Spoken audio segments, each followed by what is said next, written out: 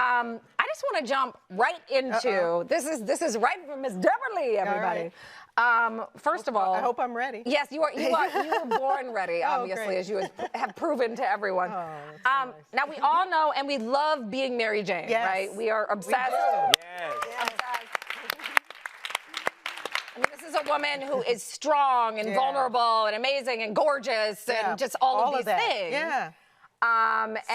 Sexy, everything. Yes. I don't know where these men pop up from that she meets. I'm like, where is she going in life to meet all these men? I have no meet cutes in my life of that caliber, but this is not about me. What prompted? what prompted?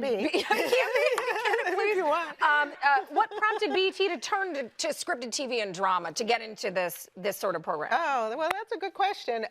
Mainly because our audience wanted it. Yeah. They demanded it from us. I mean, yes, I got the feeling, you know, after we were doing some unscripted, and you know, when I took over 12 years ago, we were primarily a music video network. Yeah. But when I took over, I said, you know, we're going to do original programming, and I knew it was a multi-platform world, and we wanted to own our own programming, and our audience was demanding it. They never understood why there should be a difference between BET and ABC. That's right. They just never understood it. They didn't, you know, broadcast cable, that didn't mean anything. They wanted BET to look like any other network.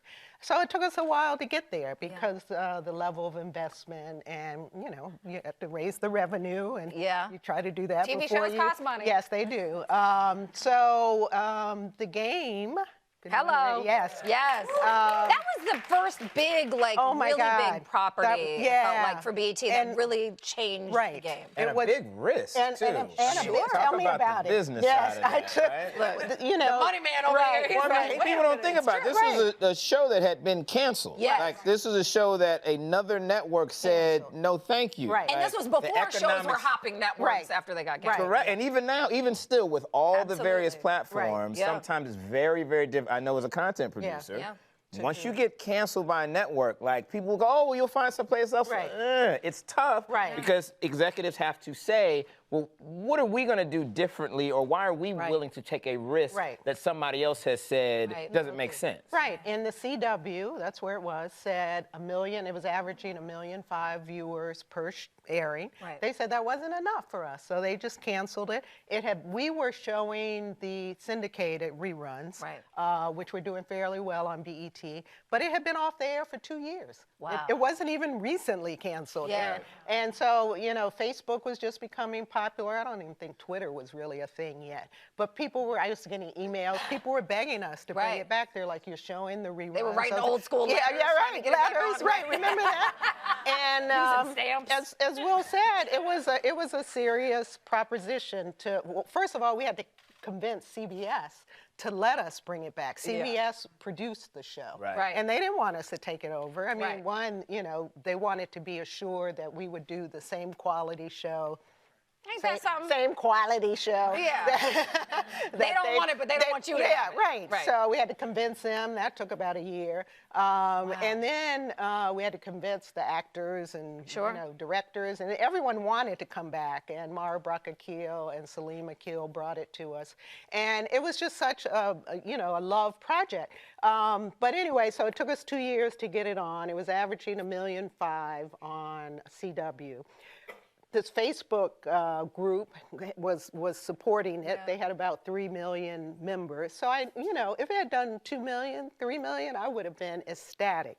The night we put it on, we got 7.7 million Insane. Huge. I thought I had won the Super Bowl. I mean, you did, by the way. We were running around the office, high-fiving each other. I remember it snowed that day. We were in New York, and the cast was heading back to LA, but they got stranded. So I'm like, everybody, Mandarin, champagne, here we come. And we went out and celebrated. I mean, it was just the most incredible feeling.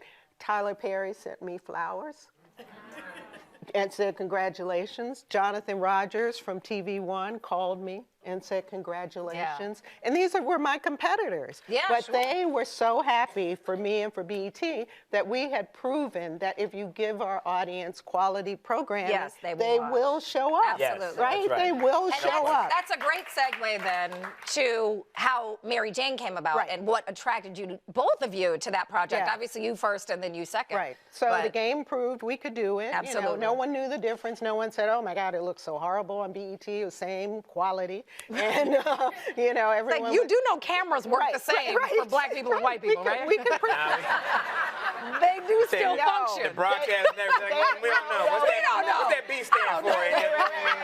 Just saying. They use something different. I don't know. So we were happy, and the game was working. And Mara tells a story that she had this character in her mind for years that she was, you know, dreaming of, writing about. And when she brought me the project, Laretha Jones was running programming at BET, and we were in a conference room. It was me, Laretha, Mara, and Celine. And Mara was just so passionate about this character being Mary Jane, and she wanted Gabrielle for it. She was already talking about Gabrielle, and it just felt so real. I mean, the thing that really attracted me to is, one, she was single. She could have been, you know, any of our best friends. Yeah. It was a current program, and, you know, wasn't a period piece. I love period pieces, but it was nice to see a young, attractive, successful black woman making it on her own and dealing with her family, which is not as successful as she is. And which we all get. Everybody has we all story. get. Yeah. Her love life, you know, her family, the people at her job, her I mean, it was just the full picture. Yeah. And I'm going to tell this story. The thing that really caught me and grabbed onto me was when I read the first script. Mary Jane came home from work. Okay, I cannot believe you're about to. I know exactly what you're about to say, by the way, and I'm very excited about it. How many men are in this audience? I can't see. But she came home from work, she undressed, she takes off her bra. Do you remember this? Yes! And she scratches her breast. Because it's so real, right? Like, I was like, that is the most real thing I've ever seen. I was like, because you don't even see that in a script, let alone on screen. It's like you just don't see, and that's a your little first reaction thing. is, wow, other people do that too? Yes. Yes. So it's like this woman has got to have a show. She's got to be on. So there were just so many things to love about her, and the family dynamics. Yes. And Will can talk about where we are today with it. But it was just such a, I mean, I must have seen that movie, the 2-hour pilot.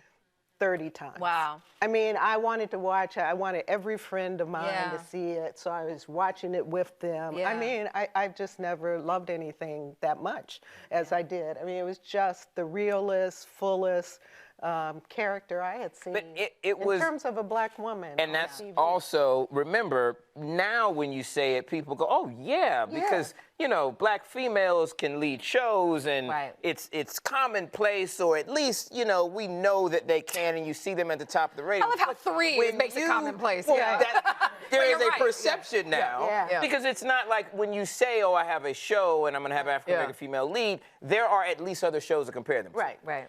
What I will say is that, especially as a content creator, back when you were willing to take that risk, Carrie wasn't on TV, Viola wasn't on TV. You did not have you didn't have African American women leading their own shows successfully. And so, just like with the game, it was a risk. That is one thing that we probably don't talk about enough within or outside the industry. The interesting thing about BET is that, you know, BET has the amazing privilege to create content for black audiences and the incredible burden. Because black people own it, right? So the thing is, like, I mean, it's literally like our sister, our cousin, our brother, our uncle, and you're not harder on anybody else like you are on your own family.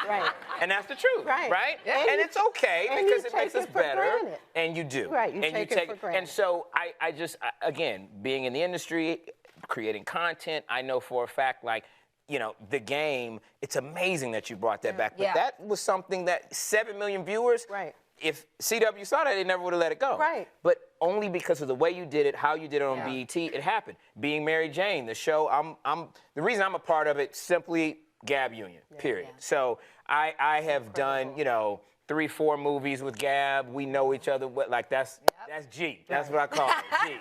So, you know, G hit me and said, you know, let's work together on this show. And she came to my house in Atlanta. We were shooting something else, I think, at the time.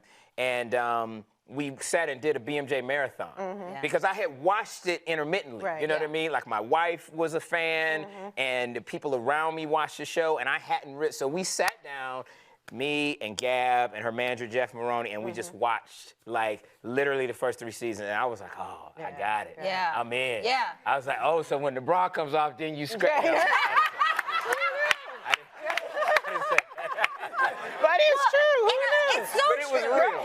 And it was a complex character. A complex African-American female leading a show. Scratching her breast. Now, I do think, well, it's interesting, though. I'm sorry, you were going to say something. I know I was. I can't remember. All right, we'll come back. Well, one thing I was going to say, after it premiered and it did so well, I called Les Moonves to thank him for letting us have the show. How'd that call go? It was quite interesting. And I said, I haven't heard this story. Yeah, I said, Les, I just want to thank you. I really, you know, appreciate that you all entrusted us with The Game and, you know, did well. And he's like, yeah, I saw those numbers. And I said, I guess, you know, I just want to thank you. We're really happy. The audience is happy. And he said, yeah. He said, I guess it was just on the wrong network. I was like, yeah, maybe That's so. credit. That's credit to you. Right. Yeah, absolutely. But it is, you know, you want our audience. Oh, I know what the other thing I was going to say when you were talking is I love the way men have responded to it. Right. It's like, really? Is that what women do? I have male friends who are like, okay. It pulls back the veil now. a little bit, but I think it's not in a way that we feel. You can tell that there's a woman's influence on every part of the show, and that there's, and I know Gab's really involved with it too. I mean, she's not somebody who just shows up and says a line. No. So, you know, I think, what do you think it is though about? You touched on this a little bit, but what do you think it is about with all these other black female leads that makes Mary Jane's character so unique? Other than the realness, is there anything that you can pinpoint is there something when you were doing the marathon that said, okay, that's the thing? Well, I think, and Erica Shelton, who took over the show and has been writing the last couple of seasons, she's vulnerable. So we say like realness and authentic, but you can't take that for granted. Like, you can't say real black woman and just gloss over it as if that is imagery that has been propagated for years in media. That's not the case. They're either super strong or super sexual or super subservient. Well, Mary Jane, this character, she is at times all of those things, but always vulnerable. And so I think that that's definitely what connected with women, but I think that it also gave men and people who are not black the opportunity to see this character as a round person, as a real whole person. That's the thing that I like so much about it.